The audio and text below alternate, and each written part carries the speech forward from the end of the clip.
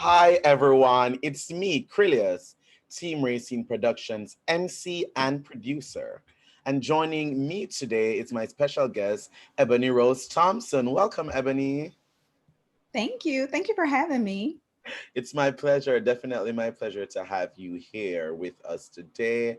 And I want us to begin with, you giving a little background about yourself and what you're running for. Sure. So my name is Eboni-Rose Thompson. I think it's always helpful to let people know I have two first names, which is not Yes. common, but I'm super proud of them. And, Uh-huh. my mom was like, send that certificate back if it's not right. So my first name is Eboni-Rose. My last name is Thompson. I'm running for the DC State Board of Education seat in Ward 7. I am from Ward 7. I'm super proud to be from Ward 7. I went to Plummer Elementary School, which is my neighborhood school now. Like I'm somebody Wow. who, I don't think about success as like always making it out. Sometimes it's making it back, Yeah. especially in a city like DC that is changing so quickly. Mhm. And I truly attribute um, just being able to be a part of my community, both to its richness when I was a kid and a lot of the educational opportunities that I was afforded. And Yeah. I'm hoping to use this position to continue to give back so that kids who look like me and kids who don't have an opportunity to just be a part of the success that has been Washington, D.C. Beautiful, wonderful. I love hearing that. Now, tell me, why did you, make this decision to run for the DC State Board of Education this year? Sure. So I'm currently the chair of the Ward 7 Education Council. Yeah. We actually have a meeting coming up, so I don't forget to tell people.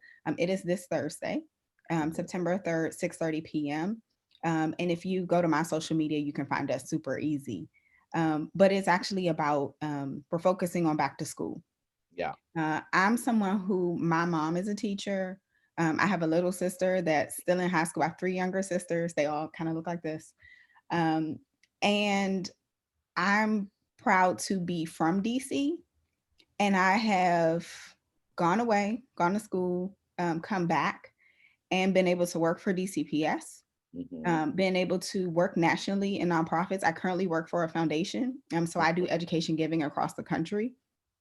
But what I found is that in those spaces, it's it's actually the exception to Yeah. be from DC. I've heard so many times. Oh. And it hurts my heart when I hear it. And I have one of those faces that will betray me, right? When my feelings so there's that. But I'll hear someone say, oh, well, no one's from DC. And I've been in spaces, especially professional spaces, where I've introduced myself and it's great. And a colleague has said, well, no one's from DC. And there was a particular day that that happened to me where I was down off of K Street at a place that shall not be named. But I was working and I had gone to CVS. This was back when you had to load your smart trip at certain places. So people Yeah. who are from DC know about this. Like it was CVS, it was Safeway, and it was certain metro stations. And so I had gone into the CVS to load my smart trip. And that morning, I ran into somebody I went to high school with. And I was super excited to see a familiar face because I'm Yes. starting a new day at work. I don't know anybody, but that familiar face was not the person who was a colleague. That person sold me my smart trip. And there's Wow. nothing wrong with having like all different types of career paths. But what I know is that when people say no one is from DC or I've never met anyone from DC, especially in certain social circles, it really is because our kids aren't educated and put on pathways to take advantage of the careers that really allow people to thrive in this city. We Hmm. are a city with both one of the lowest high school graduation rates in the country and some of the highest numbers for PhDs per capita in Wow. the country. That is only possible because those are completely different sets of people, Yep. Yep. Yep. right? And so when we think about what the state board does as a policy board, the Hmm. state board sets our high school graduation requirements, right? The state board thinks about our academic standards. Those are the things, and honestly, the state board should be helping to set a vision for Yes. what education and preparation looks like in our city. Hmm. Those are the things that matter to me. Those are the things that I've personally experienced. Those are the things that I think will make a difference in my community. And so that's why I'm running. I like that. I like that very, very much. Tell me, it's been a rough summer. It's been a rough year. Tell me how, campaigning right now during this period. Tell me how is that for you, and what have you learned thus far from this campaign process? Yeah, I would just add it's been a rough day. Yeah. 'Cause we should acknowledge that today is Yes, the first day of yes. school. Hmm. And I Exactly. know, I mean, even if you're just somebody who's on Twitter or Facebook or Instagram, um, I think the word I'm seeing the most is like trying to troubleshoot some technical difficulties, right? Like this is a school year like no other. It's Yes. definitely a campaign season like no Hmm. other. I would say a few things are true. One is you have a lot of people who are paying attention and who are checked in, Yeah. both because of like the national politics, as we Mhm. all should be paying attention to. Yes. Because if we had made some different decisions, we might not be virtually reopening school now. Yeah. That's my point of view. So that's one thing. People are tuned in and paying attention. This is like been a crash course in civics that Yeah. we have survived. I would say the other thing is that you have to be really creative around connecting with people, both because like you want to be safe. You Hmm. never know like who is on the other side of a door. I remember when I was doing petition collection, Hmm. and I'm a former ANC, so I know a lot of my neighbors, but like I also there are some neighbors I'm still getting to know. Or Yeah. and I knocked on the door of a new neighbor, and I was so grateful he answered and opened the door because he shared with me that his wife was expecting. They had just moved Oh, into the house and they're like a growing family. yes. And so, in our eagerness to kind of like get out and connect with people, we have to be careful too because we just don't know who we could be putting at risk on Yes. the other side of that door. Hmm. I would say the last thing I'll say about just like campaigning during COVID, which I'm encouraged around. I think it's forcing a lot of the candidates um, to really engage with like whole issues, Hmm. and look for other opportunities to contribute beyond the platitudes. I'm Yeah. seeing a lot more people um, who are looking for other ways to give back Hmm. as they're going out and as they're connecting. So whether that's, you know, in a normal year we would do the book bag giveaways, and I've Yes. participated in and done a bunch of those. But like I'm seeing candidates give away masks, like we're doing that, like Hmm. as we go out, because I see people in my community, and I've seen this doing meal delivery. I work with a group called the Ward 7 COVID Response Team. Yeah. We deliver 1,600 meals a day, Monday through Friday, to Ward 7 residents. I'm Hmm. still seeing kids coming out to get those meals without masks. I'm seeing seniors without masks. I'm seeing a lot of people who are trying to make it work, Yeah. and so I'm really grateful that as candidates are going out to connect, that they're taking those opportunities to say, you know what, like I'm out here, you're willing to connect with me.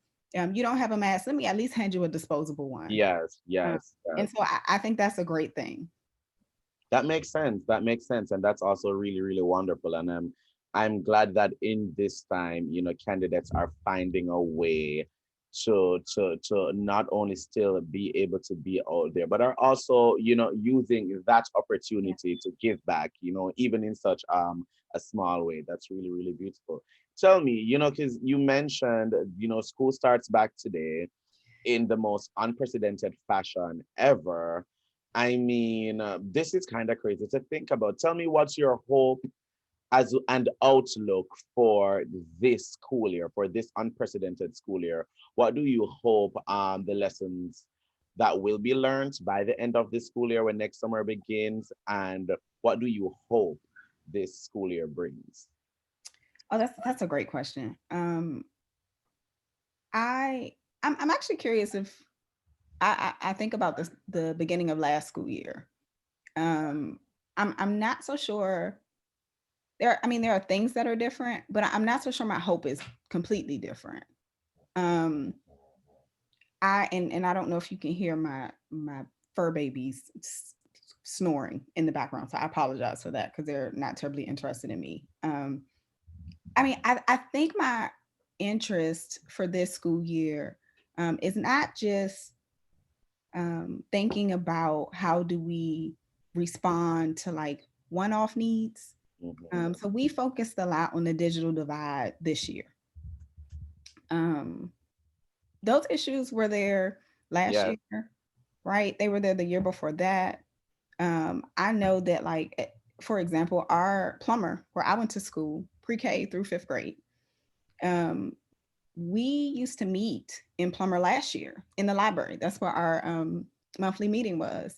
And Mhm. I would see pictures, I mean, not pictures, I would see computers with like a picture over top saying, like, this one's out of order in the Yeah. library. And Oh. like, there might be 4 computers and 2 Mhm. of them were working at a time. That was true then. I think about the tour that we did with the council member. Mhm. It was myself and his staff, myself as the ed council chair, and making sure buildings were ready for last year. And when I think about plumber again as an example, I was worried about the HVAC then. And we've raised that at council hearings when we think about like maintenance and repairs. Those are the reasons that our schools aren't back in person this year. So I would hope that we take this opportunity both to address immediate needs. Like, yes, every kid should have a laptop to log on to today. It shouldn't be like raise your hand if you need this. Like, it should be that we as a resource rich city say, hey, we're going to make sure everybody has what they need no matter what. You don't have to explain your circumstances. We know people have been hit hard by COVID. We know this is a year like no other. We're going to give you what you need to be successful. But I would also hope that we're planning for a just recovery overall, that we're not continuously talking about equity as a buzzword or just looking for little kind of potholes to fill around problems, that we're willing to, while everybody's home, repave the streets, right? And in some cases, put streets where there weren't, and give kids and families opportunities that they didn't have. So I would say that's probably my hope every year. But I would say it's a lot more acute this Yes. year, and I would say there's just a lot more attention because the curtain's been kind of ripped back. Yes, yes, yes, definitely, definitely. Well, that is a wonderful hope and outlook to have for this year. And I'm there with you, hoping that, when next summer comes, we can at least say that here in DC, we have achieved some of those. We have achieved many of those, and that we are Yeah. moving on forward in the education system here. Now, before I let you go, Ebony-Rose, could you go ahead and have our viewers know how they can support you, how they can keep up with you, and how they can follow you during this campaign? Yes, and I appreciate you asking. So I can absolutely be reached at my website, which is Ebony Rose, my first name, EBONIROSEDC.com. I can be reached across all social media, Twitter, Facebook, Instagram. I actually have a Snapchat too, but I can be reached across those platforms at Ebony, EBONI underscore ROSE, the letter T. And that's Facebook. I mean, excuse me, that's Twitter and that's Instagram. And the Facebook is the same as my website. And of course, like, I'm a fair elections candidate. I say of course, but I guess not everyone is. So I'm a fair elections candidate, which means that I'm someone who's reaching out to like my friends. I'm reaching out to fellow community members. I'm reaching out to teachers like my mom, and families like my own, and saying like, hey, like, please invest in me. So I would love if anyone would go to our website and give $20 to our campaign. That is my max. Only give the $20 once, because we've had some people who are super excited and super invested who have given more than that, and that means we got to give your money back. Um, but like, yeah, and so that's a great way to invest, and you can find out other ways to connect with and volunteer with the campaign at my website. Thank you so much. And to our viewers, the links to all of that is in the description. Thank you so much, Ebony-Rose, for joining me today. It's been such a pleasure. Thank you for having me. Of course, definitely. And to our viewers, thank you. for watching. Bye, everyone. Bye, Ebony. Bye.